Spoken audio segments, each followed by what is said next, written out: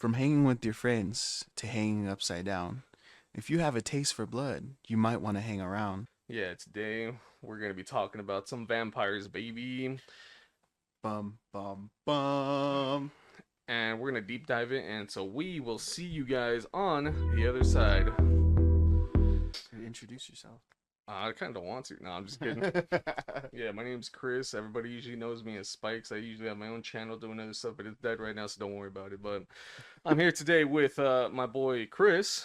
Hello, my name is Chris. Yeah, But yeah. Call us a CNC, right? yes. But don't leave us the email. Nope, no emails unless you want to be a special guest. Oh yes. Oh shit.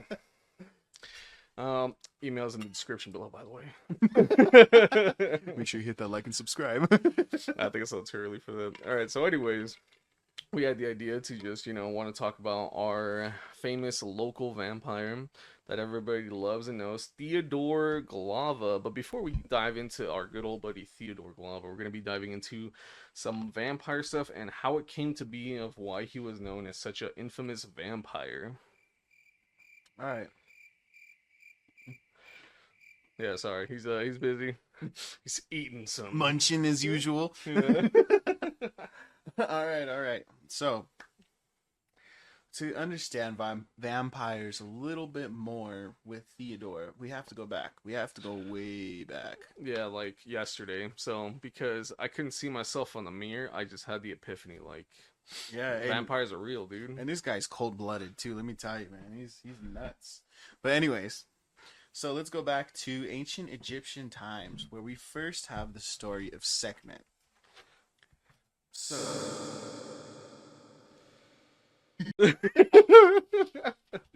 uh, oh my god, there's so many pages of notes here, Yeah. dude. What?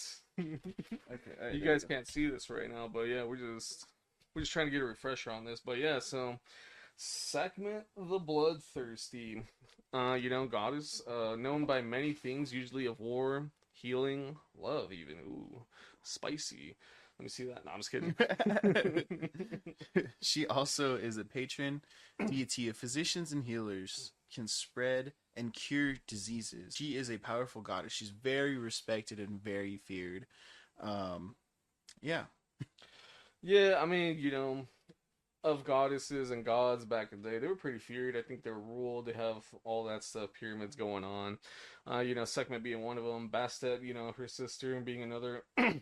Maybe not as feared, but definitely up there. And then, but I think our main guy that we really want to talk about is a good old Ra, right? Yes, yes. Yeah, he was the one that was has more of a reputation along with Sekhmet, the good old duo. So basically in this story, what we're going to be talking about is how one can kind of transform into this bloodthirsty kind of alternative monster, as most would say. It depends on your perspective. So the story goes is that Ra was a sun god. He lived amongst men. Humans were upset and wanted to overthrow Ra. Ra was disrespected, and so he had Sekhmet kill most of the men and women until the sands were red because he was getting his get back. He was like, you know what, I'm tired of y'all disrespecting me. He had to bust out the belt, man. When your dad cracks the belt on. I just want to thank you for teaching my boy a lesson. I'll remind Kevin where he comes from. No, Daddy, no!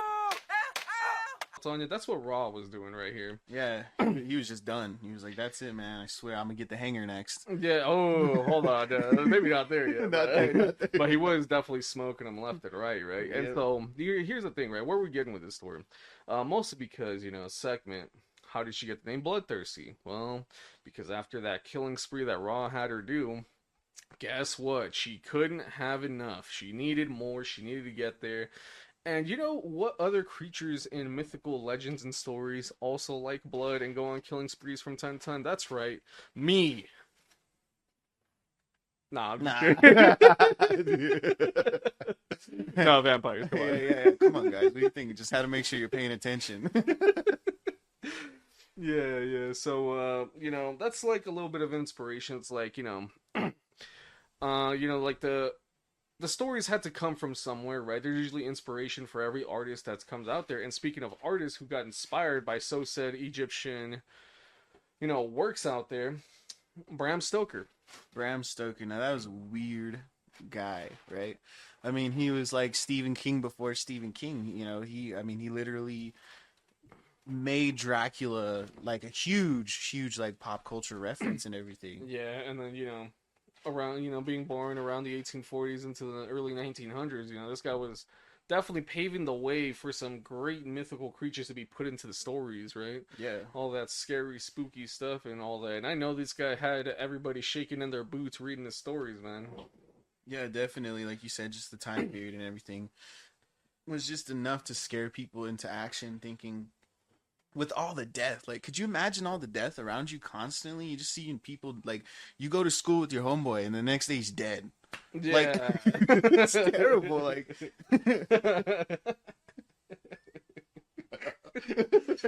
it's terrible, but I mean, it's true. Like, you know what I'm saying? Like, it's terrible. But anyways, there's multiple things that Bram was, inspired by. Definitely the story of Sekhmet and Ra. Yeah, Sekhmet Ra.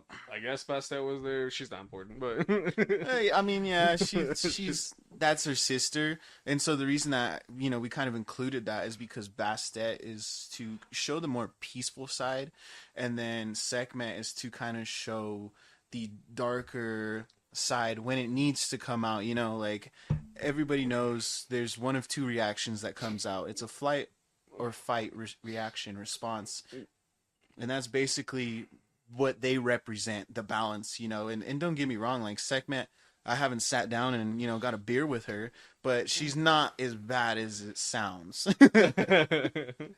So basis of that, you're either locked in or you're not, right? So but yeah, some other inspirations that good old Bram Stoker's Dracula, had was Vlad the Impaler, huh? Yep. I don't know if that rings a little bell to you guys, but Vladimir Putin. Yeah. No, I'm just kidding. Oh, Vlad the Impaler. Vlad the Third Dracul. Son of the Dragon, which kind of later got put into Son of the Devil, which made him more feared. Yeah. So Vlad Dracul, it's just it's funny that this guy had that name and he was out here actually impaling his enemies. I don't know what's funny about that. No, yes, no, I'm just kidding. It's ironic. Yeah, right. So yeah, when he served his country, because he was born and died in Romania, and when he served with and for them, he was known obviously for impaling, and that's why he got his name, Vlad the Impaler. I think I'm gonna change my name to Chris the Handsome, Chris the Gorgeous, because that's what I'm known for. No, I'm just playing. Look, dude, don't make me bust out the steak already, dude. But yeah, so cool guys in history, I guess, if you want to call them cool. But yeah, very brutal, and that was the main inspiration, right? So then we got this other guy. So Bram Stoker worked with him, and he was basically an assistant to this guy who was an actor, and his name is Sir Henry Irving. And it's really interesting because I feel like, when you hang around someone a lot, you really deep dive into a lot of their characteristics. And so that's exactly what he did. So he really watched him and was inspired, looked up to him not only as a rich, wealthy man, but as like a great inspiration to him, I guess, in that weird time period. So he was cool. He was handsome, rich guy, obviously. I guess metaphorically, they said he could be a cold-blooded mofo, right? So he was just kind of ruthless.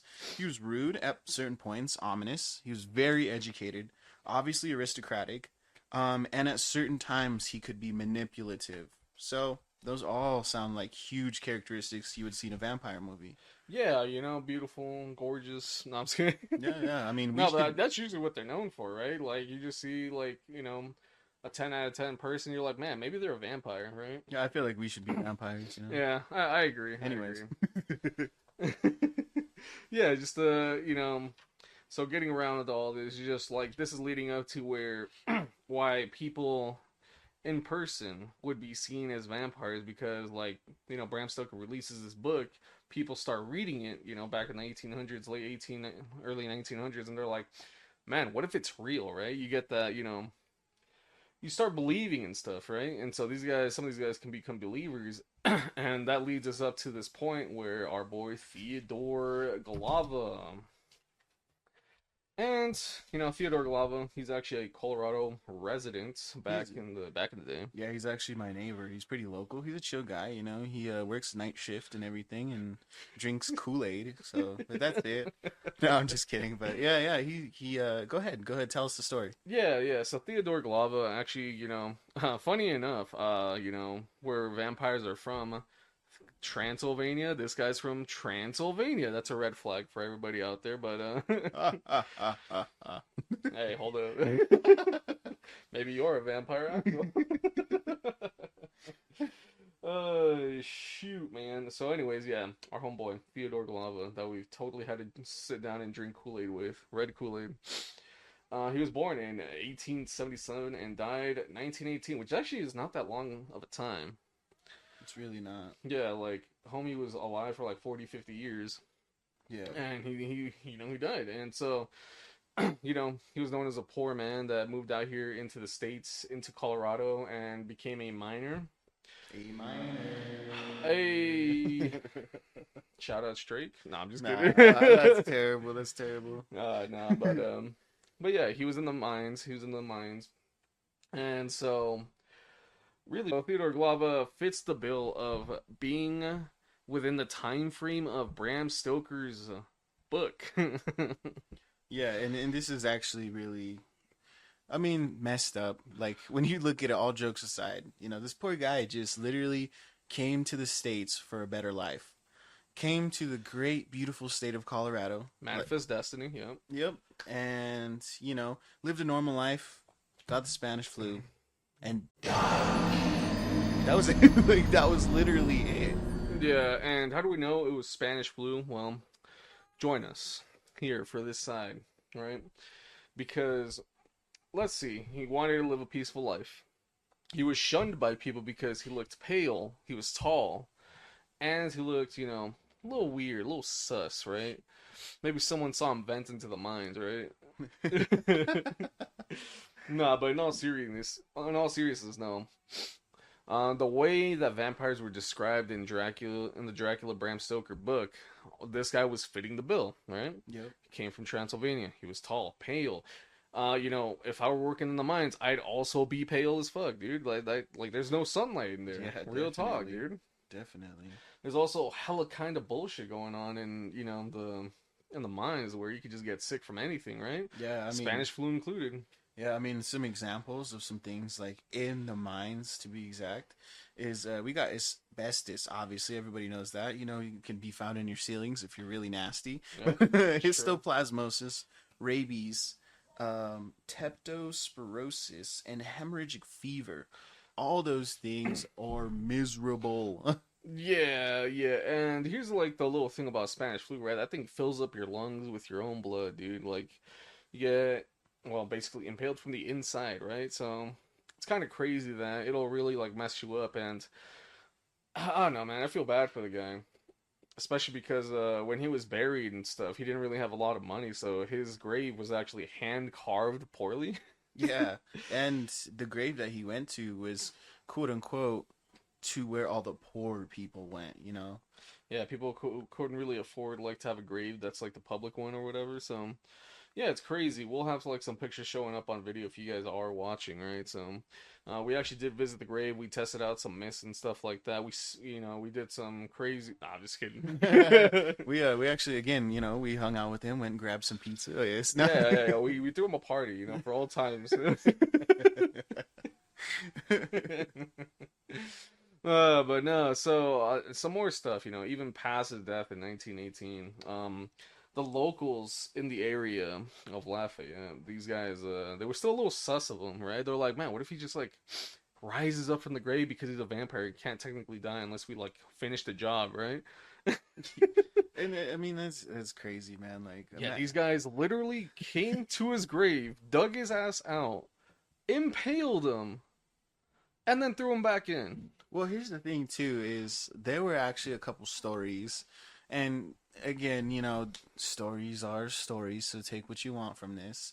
But locals were saying that they'd see this guy, like his shape, silhouette. Supposedly, this guy that had been dead already for a couple days, they saw him roaming around at night. So I mean, that is scary. But I wouldn't go dig up the poor guy's body. Like, No, man. I think I'd finish the job too. I'd be like a triple check, right? That's just me. this man learned from Zombieland. He's triple tapping. Zombies are next? Question mark? Stay tuned. Stay tuned. Yes. Yeah. So, a little interesting myth about that is at his grave, there's a tree growing out from it, and they say that that the stake that was used to impale him, triple tapping him, is the same one that's actually growing. So that stake through his heart is actually a tree now at his grave, and it's like, when you look at it, I'll put some pictures up for those that are watching instead of listening, right? Subscribe to the YouTube channel. Yeah, but right now. Oh, yeah. But yeah, so I'll put some pictures up, and yeah, you could literally see this tree, a juniper tree, growing out from his grave, like dead center. Like if you pictured his like a person's body, you could imagine that thing being from the chest growing out. It's crazy. And obviously, what we're here to do is we're here to kind of engage with you guys. We're not telling you what to believe. We're telling you things that we witnessed and things that we experienced, right? And so we encourage you to go visit the gravesite. Just make sure you're respectful, obviously. And you will see that what separates this grave, just like my boy Spikes here said, is that tree comes directly from the plot. No other gravestones have that. That's next to, it's above, it's below, but this one is very, very interesting. Yeah, and it's just interesting that because one, I've been living here, basically my whole life, and damn, I just never knew we had a vampire, right? Like, Yeah, I didn't either. yeah, and I think even to this day, like that gravesite still has like a lot of rumors that if you're there at like midnight, standing on top of his grave, he'll still be there, or you'll start seeing things, or crazy shit will happen, right? And I don't know, it's just like it's interesting. I mostly wanted to talk about vampires, mostly because vampires are tight. Not Twilight though. I'm not. Yeah, I mean, I'm glad that what's his name that played Edward Cullen? Robert Pattinson. Yeah. I mean, Yeah. like I'm glad like he played Batman, but I wasn't really a fan of like him being a vampire. Oh man, that's funny. That's funny. But yeah, so I don't think we have much else to talk about vampires outside of, there's a lot of people out there that talk about like they are vampires. And if you are one of them, we would like to speak with you face to face. Maybe not, but Well, we don't bias or prejudice, so we Yeah. welcome all. yeah. Like we said at the beginning, email us if you want to, be on the podcast. Tell us about your experiences as a vampire. Yeah. Or even email us, if you're a listener, some weird stories that maybe you possibly had with a vampire. Leave in the comments, whatever, Yeah, did you have to swing on him? Did you have a steak ready? Did you get your garlic ready? Yeah, did he eat a steak with you? That's the important Yeah, question. do they actually eat and not just drink blood? Because let's be real, I don't see anybody just surviving on just blood, right? There's no way. No way. Like these guys got fangs for a reason. Like they gotta use those chompers for like a big old fucking like rare ass steak, right? Burnt, charred even. Charred. Well done. Extremely well done. So on a completely different side note though, after we had fun, indulging in all this scary story vampires, then we went to a completely different side. And then we started looking more into the Spanish flu. We started seeing how that effect did so much of not just the States, but the world between 1918 and 1920.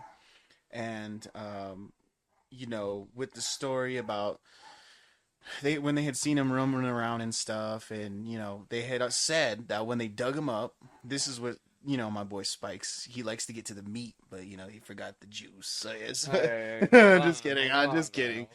But they had found blood in his fingernails and in his mouth. Oh, yeah, like right on his chin, maybe chest. I don't know. I didn't see pictures, but Yeah, I mean, again, we don't know. This is story. this is from all research and everything. And thing is, like, that didn't help his case, right? Like, you dig up a dead body and he has what, fresh blood. Yeah, right. And but again, those are symptoms of Spanish flu. We definitely looked into that, and that was a huge symptom because, like Spikes was saying, your lungs get filled up, and then when you start to die and decay, your body starts falling apart. Things You start know, coming out, oozing. yeah. And these guys just dug up a dead Theodore Glava, and he just happens to have blood on his chin. And they're like, man, he just got out of his grave and drank blood. Let's stake him. Again, didn't help his case. It was crazy. Yeah, it was interesting. And I don't blame the locals, right? Bram Stoker books spooked the hell out of everyone, and they're like, you know what? We gotta handle it ourselves. Something you probably never hear of in movies, but so here's the thing too. So my aunties had come into town, right? Now let's get into some interesting, weird stuff, right? yeah. Now this is where we like to expand your mind. Me personally, I believe in everything, all walks of life and everything, and I'm actually a spiritual practitioner myself, right? And so my auntie has a podcast. It's called MP Unleashed. Go ahead and check that out. And we'll be acquiring more stuff soon with them as well, more crossovers. Oh yeah. But as a student of, the metaphysical aspect and all the things that go bump in the night, right? We had done a little, I guess kind of, I don't want to say experiment because we don't like to provoke the dead or anything like You that. guys were looking into stuff. Yes, we were using our spiritual metaphysical side to look into what we could see. Um, and it was really interesting, looking back. Most people would think that cemeteries are, full of like dead people, and it's actually the complete opposite. When you die, you don't want to hang out where you died, right? Yeah. Yeah. And so what I was experiencing and what I was seeing, it was a very, very active cemetery. So many different emotions, so many different feelings, so many different people there, so many different stories.